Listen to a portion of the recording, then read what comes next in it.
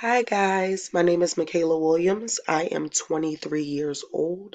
I am from Philadelphia, Pennsylvania, and I still live in Philadelphia, Pennsylvania. I graduated from Temple University in 2019 with my bachelor's degree in criminal justice and psychology.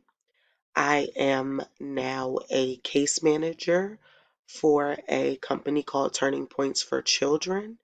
And what we do is manage and provide services and connect clients with services that are DHS involved. When the case comes in, DHS does the initial investigation, and then the company that I work for is known as a CUA agency, Community Umbrella Agency, and we have the cases long term. We stay with the family, provide them with services so that eventually the children can be reunited with their biological parents. I have chosen to pursue an MSW degree now at this point in my life because I want to go further in social work in my field. I want to grow, and I'm also looking to possibly hold a management position in the future.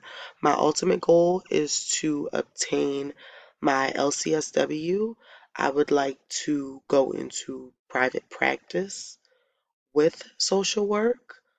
I look forward to getting to know you all, and good luck to everyone.